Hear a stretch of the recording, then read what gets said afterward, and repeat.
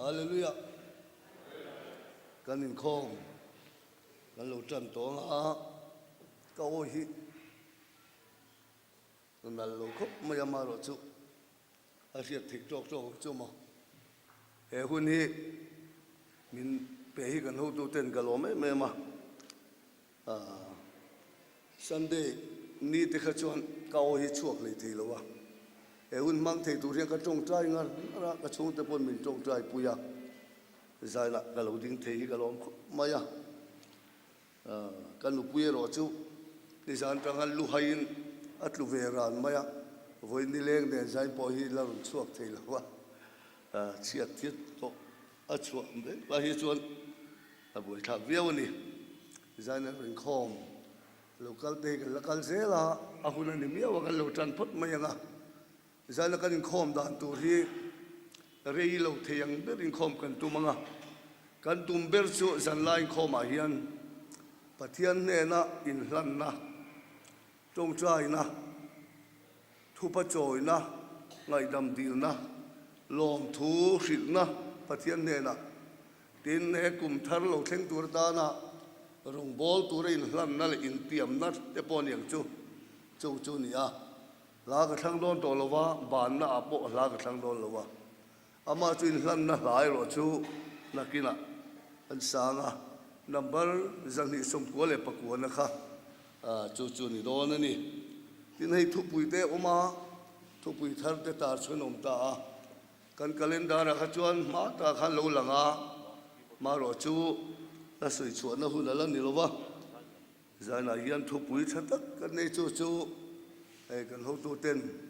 chu mi hong ha tu chuan min tia top lama chu kan ti don nia eng po ni sela pathian thu thiang lim ilo ngai tha phot mayang rom khuami te ne na tir ko pola le ka thon bung som pali chang som pakhat le som pani hi han chiar kan duwa rom bung som pali chang som pakhat le som pani thua chuan he thu hi oma lalpa chuan mitin reng ka ma an ku na nga leitin reng po pathian ne na in puang ang tin chia ka chamani atia ti zia kan sia chu ti chuan kan zain pathian ne na ma ni chan chin kan soi theu tur ni ti hi e hun hi pe kan ni ti ka riat khan ka thin lunga lo ma lalpa chuan mitin reng ka ma an ku na nga leitin reng po pathian ne na in puang ang tin chia ka chamani atia chu ti chuan kan zain pathian ne na ma ni chan chin kan soi theu tur ni tu la chuan dik tak chuan ma ni chan chin hi mi dang te ne na soi har tak te po kan ne ya ma ro chu pathian ma ro chuan lo the lovin kan la soi do na ni toy te in han chun zom tai la kan pathian chuan chira khan mitin reng pathian ma kan kun don ti kha soya tu la chuan tu ma kun mang lo te po kan omi ka ring ma se pathian ma ro chuan mitin reng hi kan la kun vek don ani ti hi lo khe thar le la thai ka sia a tin leitin reng po ai puang don ani atiani tu la kan puan du lo hi pathian ma chuan kan la puang don tin kan chan chin kan soi vek don ti hi om bok ani zaina hian pathian ma kan lo kal khom na e biakina kan lo kal khom chan hi e kum kalta kalme ka kanom dan te po pathian ne na soi kan duang chu wang chuan kan tum ber chu tong trai na hun tam nei kha ania chu wangin thui soi cha om tak te omanga testimony soi chak tak te pon omang ma sen chung tan chuan zaina hian hun kan hong don lo ni ti kha kan soi telani ti chuan in hlan na hun kan siam mai do na chu ta chuan ka hlan thana hian number zangi som kwa pakwa na kha ania min ngai dam ro lalpa min ngai dam ro ka ti tur helwin rei takalo thu kalom nan mai kalo bel chelal pa min ngai dam ro lalpa min ngai dam lo ti la hi zaina hian in hlan na kan nei chungin kan sadon ani ti chuan man mo mi alwin ti lai mu hian za ngai na thut pha ma hian kan lo kalanga hei hula thol ani adik tak chuan tuna kan ti dan hi chu lo thei lo ni hi tuna po adi thuai tran to ni ha kha mi na min ti buai ma a zo kha kan du sia tun ma chuan zan lai kan ti dar som pania hian in khom ho zong te kan dinga hun kalta le hun thar lo in chen na lai khan za na en ti na minute khat te kan ding thina ti chuan tong chai na te kan ne ya in khom kan banga kum thar chi bai kan bu ka zaina ro chuan kumala thar lo mai thea laktuk lama te point book anga in advance te polen book thei thawang chu so tiang chuan zaina kan hun man da tur chu ani don ani zangana thut pha kan honga kan la khan kan huwa lom thu sui hi pathian ma hian kan ti ma moni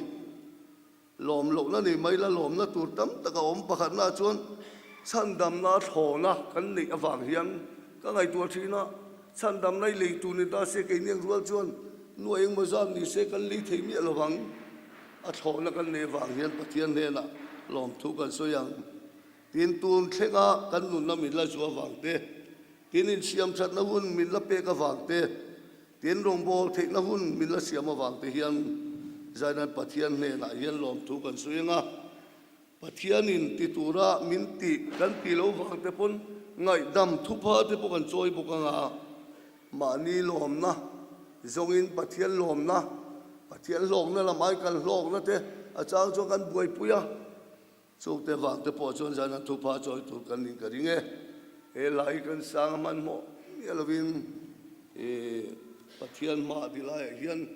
kan lo kal don nia kan tong chai don nia thu chung hian i sang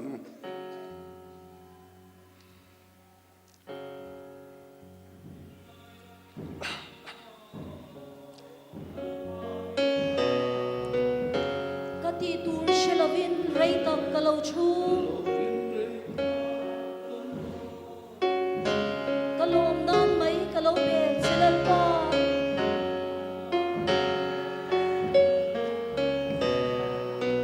min ngai dam ro lal pa min ngai dam ro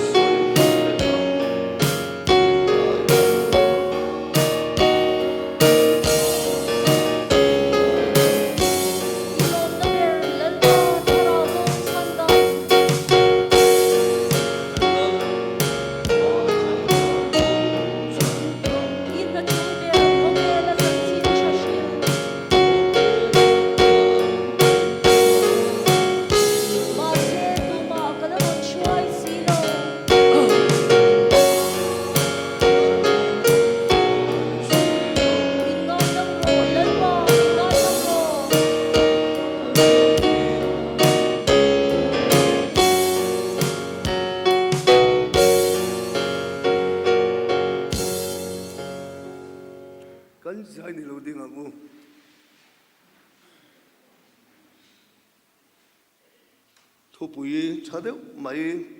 cần hô tu tế hiền cha đặc tắc khi cùng tin anh buat sai chi na ai cùng thar atan po hiền ni tế hiền ta to maya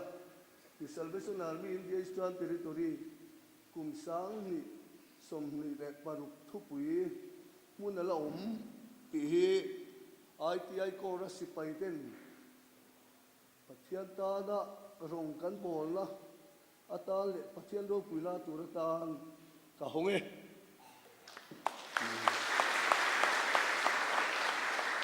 pathian ma kunila tong trai na kalo nge lalpa kan ba lo mem sai na hian he biakin thar nuam le moi taka zalain khom Salvation Army tenan ngai poimo kan ngai poimo em hun kan lo thlenga lalpa kan pathian i khongai na te that na te mi den kol na zong te kan ngai to hian zan ai lom lo thei kan ni lo amaro chu lalpa khovel ni miang wangin e khovel hi kal hlun na tur ram ani lo wangin a then te chu nangma ne na min local san ten oma chung te wang chuan zaina point kan ril ru te a pangkhing viau mai thei ma se chu tiang chung kwa tok tu te point zaina hian I in tha tham du mi lo he huna nangma chibai buk tu le in ne na rin hlan thar tu la allo kala wang te po hian kan lom alom thu kan soye tu nai ma lo kun te khan nang in ni lo chin chia tlatang ti kan ring nang mata na kan tlin lo na te tam ma imi manga izia te kan ngai tu hian kan manga I ve tok lo zia che po kan ria kan ta nei pek na te kan ngai tu hian I tan hian kan in petlem mani chumi wang tak te chon zai na hian thu pha choin ngai dam te dilin lom thu te soin kum thar lo thleng tur ta na nang ma man tura tam zo ka in pe te po kan niam cho vang chuan zai na kan in hlan na te ka lalpa nang in min lo pom sak la he kum thar lo thleng tur a hian I tan chak zok le na sa zok tam zok ka thok turin min chan puyang che ti nei zai na thu pui thar tu sang ni som ni le paruk thu pui tu mun ala om ti thu pui poimo tak mai honin lom ta lalpa thu pui te kum tin kan ne ma se chang chon kan chor lem lo ni mai thei he kan thu pui ro hi chu lalpa na sat ka he ITI ko ra hian mal som na min thlen tu mun om to lo mo ti te na mun ala om ni ti ten riat thina turatan isi pai te hinang in man ruamin mangla he tu pui mang hian midang te ne na chan chin tha mun ala om zia te puang suak zel turin nang min chan puyang che